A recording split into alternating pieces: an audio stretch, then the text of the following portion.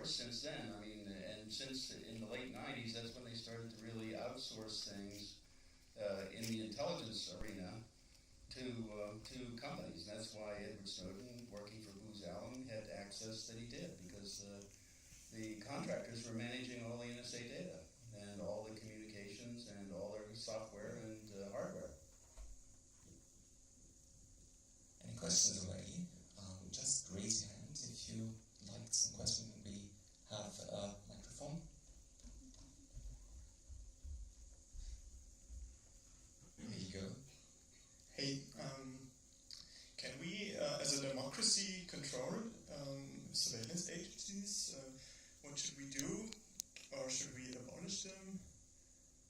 Or maybe use crypto to make it harder for them? What do you think? Well, I think we're always going to need intelligence agencies because there are always threats outside. Individual countries are threatened by one faction or another. So you're always going to need something like that. If not that, then a police organization doing a very similar thing. So you're going to need that kind of thing anyway. It's just that none of the democracies, or I'm not sure about the dictators, or I'm not sure about Putin, for example, but when it comes to all the democracies, none of them have any oversight that's effective against any of their intelligence agencies. They really don't know what they're doing. And I had suggested to the president, along with we ex-NSAers had suggested 21 ways to fix NSA back in January of 2014, when President Obama was going to say, let's change things and make things better. And he never took anything we said, except he did say, he said it's okay for the two-hop principle, that we'll allow the analysts to go two hops. If I call Fritz and Fritz calls somebody else, then we can go those two hops. But there were no restrictions on it. That means if Fritz is the first hop, and that's Google, that means two hops out, and every day I'm pretty close to 1 billion people. So that pretty much includes the entire planet, and that's why NSA was really happy about it, okay? But the suggestion we had was that we take hackers and give them clearances and make them responsible to all of Congress and all of the courts, not just at one court.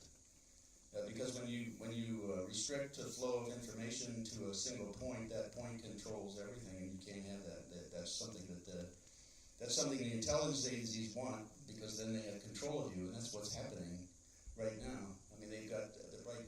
I just read the day before yesterday in the Washington Post where the policing organizations inside the United States are now going to be using with regularity the NSA collection in courts of law to arrest and convict people. Now that data is acquired without a warrant, and it's swept up on everybody. So that means they can investigate anybody they want and arrest and use that data against them in a court of law. That is unconstitutional in our democracy, but they're openly saying that now. This is the arrogance of the intelligence agencies. This is the power thing. That's why Clapper and Alexander could lie to Congress and lie to the public and get away with it. Nothing's happened to them because they have so much power and influence. Well, think about it. If you collect everything on everybody on the planet, you've got something over them all, right? I mean, it's like J. Edgar Hoover on super steroids. I mean, I keep pointing out, J. Edgar Hoover stayed as head of the FBI because that's the job he wanted. He stayed there for about 40 years. And the reason, for example, he stayed, even though Bobby Kennedy didn't like him, Bobby was the Attorney General, so he basically worked for Bobby. But see, he knew Bobby and John Kennedy were sleeping with Marilyn Monroe in the same period of time, not at the exact same time, but so he had that leverage against them, okay? That was blackmail. So, and when you collect all this data, you've got blackmail on everybody in the planet. If you can't find, the KGB tactic would be, if you can't find anything to leverage a given individual, you find somebody that person cares about, and find something on them, and then leverage them that way. This is the power these agencies have, and this is obviously the way they're executing it. They don't think anybody has anything to say about what they do. That's really what it is. They're in charge. So getting back to the question, can we bring this under democratic control? Yes, I think so. Because this is mostly, I would say part of it is a technical problem. This is a problem that Bill actually solved with ThinThread. But then there's a legal problem, and this is how is this power allocated within the three pillars of democracy. So you have the executive branch, you have the legislative branch, and you have the judicial branch. So currently it's just within the executive branch, and what you actually have is a coup of the executive branch against all other branches, which completely eliminates the balance of power. So basically, the way we need to organize it is that there is an effective control by the parliaments who represent us and by the courts who have to safeguard human rights. And if somebody in the intelligence agencies does something that is against the law, he has to go to jail, period. And once we have sent the first guys to jail, people will start listening. I think that's the way to do it. I mean, if you look at it in the traditional way, and this goes to the encryption, the respect of privacy in written letters was not achieved by the unbreakable envelope, but by consequences, legal consequences if somebody snoops into an envelope. We have to do the same thing. I was going to say that I was blaming all of this on Jerry Ford, President Ford. Right, he took over Nixon after he was impeached for doing an infinitesimal amount of what they're doing now. I mean, they're doing orders of magnitude more now than they did, and those are the grounds for impeachment of Richard Nixon back in the 1971, 72 period. But Jerry Ford pardoned him, after he was impeached and then he was indicted too. He had to face the courts, and instead of letting him face the consequences, like nobody's above the law, everybody should go to court if they're charged with something, he should have done that, but he didn't. He gave him a pardon. What that said was, every president has a get out of jail free card, and that's the next president. So he has the right to do anything he wants. So Jerry Ford started this, and it only got worse since then. Okay, please. Yeah, first of all, congratulations for a great film, and also the gentleman for his long life work.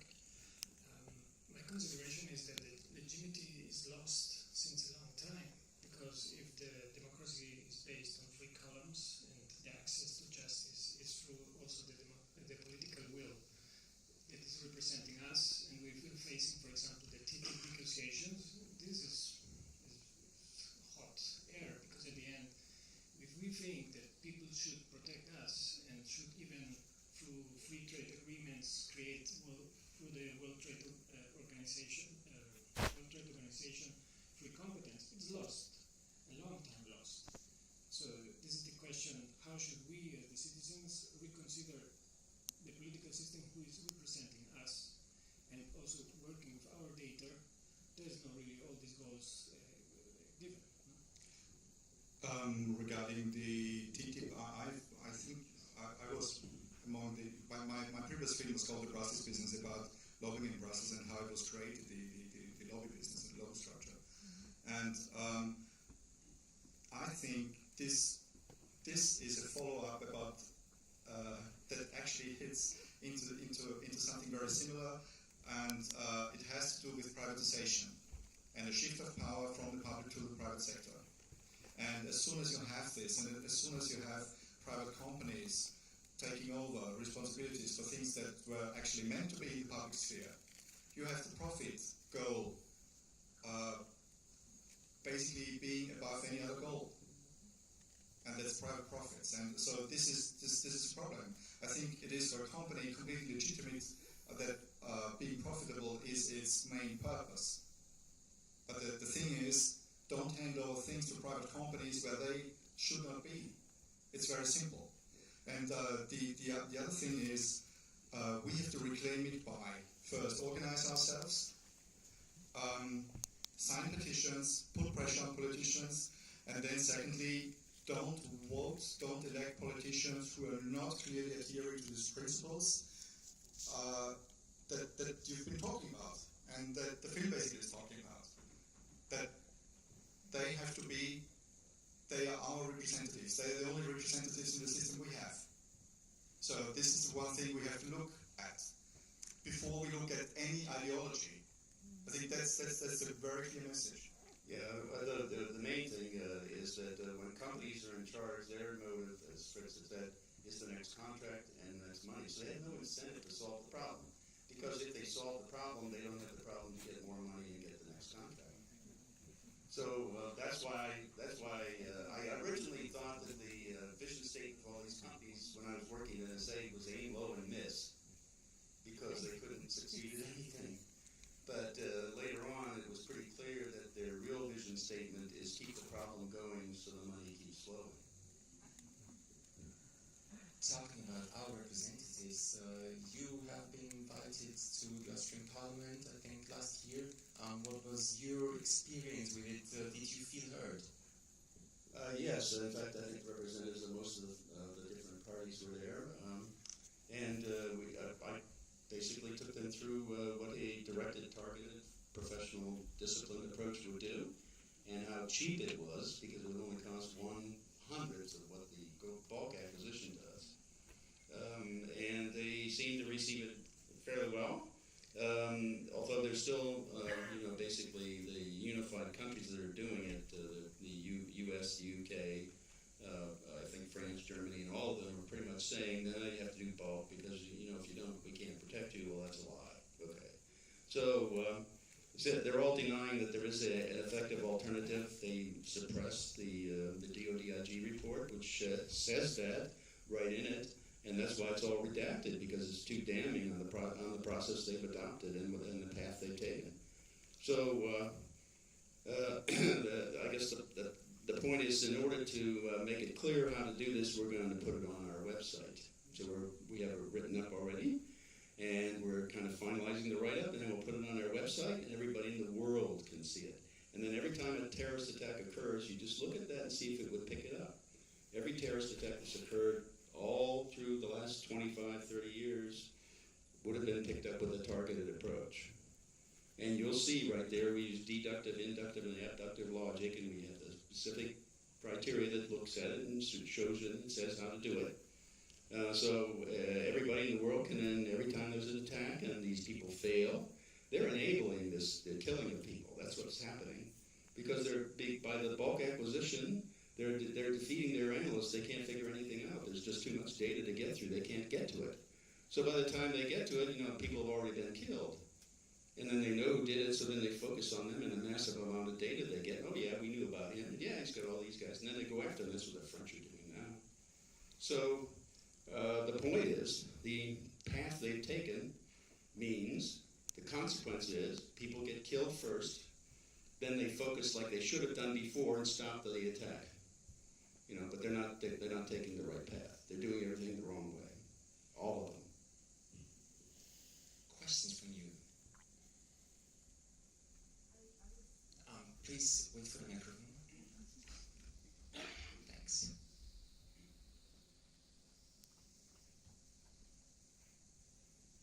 Oops, thank you. I was wondering about the status of ThinThread at the moment, since it seems like such an urgent, or it's as urgent as it always was. And the second thing I was interested in is if the movie put anything in motion already, if that's kind of like calling reactions from people in Austria and all over, where you showed the movie before, maybe? Okay, well, first of all, some of the components of ThinThread have been replaced. The front end has been replaced by commercial products now that do basically the same thing.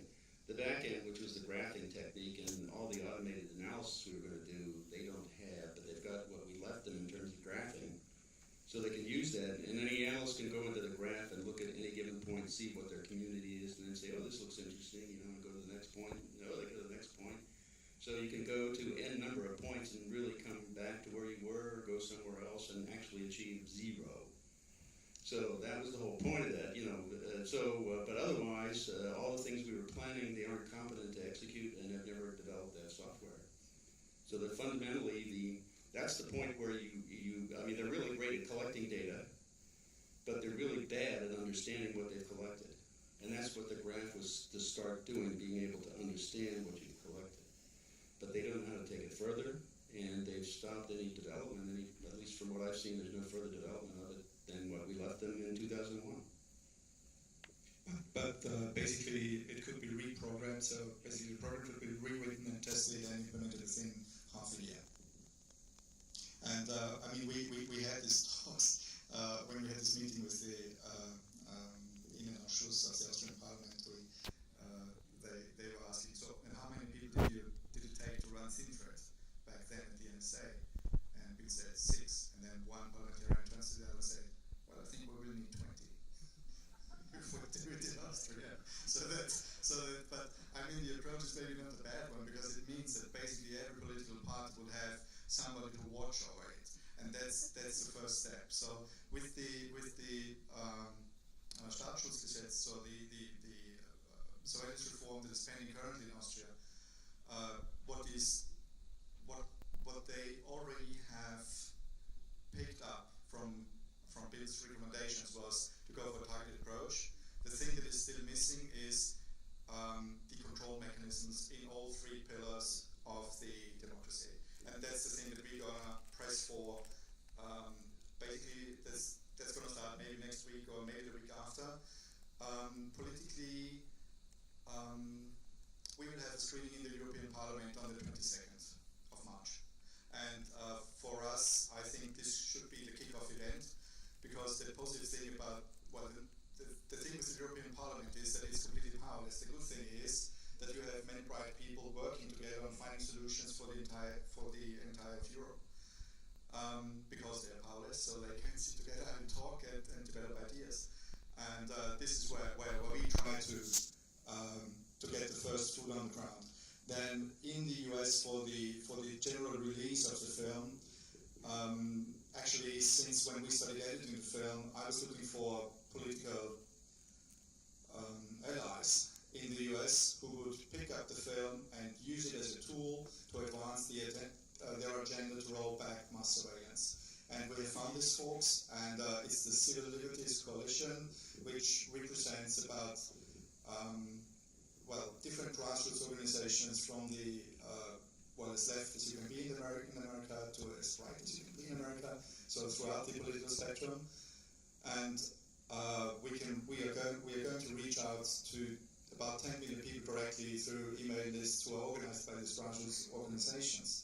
So when we come out with the film, we want to put pressure to sign petitions. And usually, if you have a petition with about 1 million signatures that reaches the White House, that's already pretty impressive.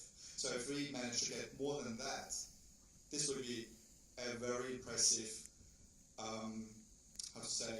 incentive to at least start a debate. Because I think this is what we should have. Because the other thing that is not known by many people is we have the Internet of Things around the corner. The Internet of Things is not just listening in through all these sensors and all these devices, it's all these devices communicating with each other and being steered. So you have the one person that is on top of all this network has a tremendous power that not even Orwell could dream of. And the things are like, somebody can shut down your pacemaker, somebody can shut down your fridge, somebody can shut down your heating when you have decided and communicated that you have to go for a protest. These things are possible, and this is not just in 10 years' time. These things are already there. So the prototypes are out there, you have the first phases, you have the smart meters going everywhere, and if we don't fix the surveillance problem, we will run into a dystopian nightmare, really. Let's use the Apple FBI example as going on today. What the FBI is really after is the software that Apple would develop to put in their operating system that would turn off if you try more than 10 bad passwords, it erases everything on the phone, and you can't test at a certain rate. So if you test a password, you have to wait a minute, test the next one, wait a minute, so that's the other thing. And then the other thing is they need the characters of the password to be a variable time. That means somebody's typing and then it's not a machine throwing it in. Okay, so it's not a brute force attack on the password. So they want them to shut that off. The reason they want that to do, in my view anyway, is that GCHQ and NSA has stolen billions of SIM cards for every device on the planet. Which means that carries your ID and your access codes through the network. Well, which means that gives them the opportunity to take the Apple software and go anywhere in the world and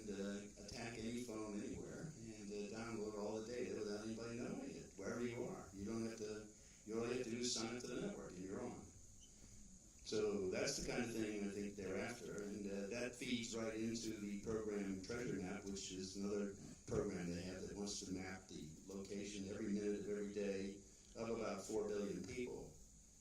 So, I mean, that's my estimate of the people using digital, phones and computers and credit cards and things like that. Electronics that produce an electronic signature that can be assembled and tracked. We've got a question over here. Thank you for your patience. No worries, thanks. I just have two small questions. One is, can you tell us anything about the 5 variables you were talking about that are using, or is it too secret? And the second question is, what about your personal safety? Because the beginning of the film wasn't. Yeah, well, that's when it started, but I don't worry about that now because I take them on in public. I was just down at the Computer Privacy Data Protection Conference in last month, and I was on the panel with Bob Litt, and I just took him on for legal and oversight and what they were doing. He really didn't have an answer to that. I'm trying to get them to put on the web that panel discussion so everybody can see it. But I don't have any problem now taking them on anywhere. I'll go down in Washington and do it. So that doesn't give me. That's not that's not an issue for me. So your other question was. The 5. Oh, the 5 variables. Yeah. Actually, I think they've lost them because they didn't predict them going into Crimea or the Ukraine. There should have been no excuse for that. So my impression, based on that, is that they've lost the ability to do that. And the fact is that all that stuff is right out of the doctrine, military doctrine for them, and it's all based on metadata, by the way. And I can't tell you exactly what it is because that is classified. But the point is, it seems like NSA has lost it. Another question, please. What would you think if technology like or software like ThinThread was open sourced? Well,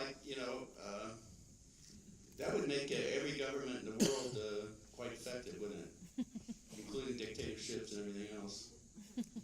So there's a question there of where you want to do that.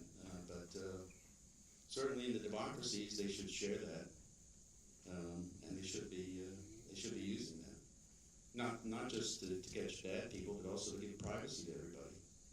Because the program itself would not take in data unless you were, in a zone of suspicion around some bad person doing something that was illegal. If you were sitting there, as all the billions of people are that are being taken in now, then your data would never be taken in. That's the focused, professional, disciplined approach. We've got time for one more, so if you like, raise your hand. Otherwise, I will bring this back to where we are, to a film festival. As a filmmaker,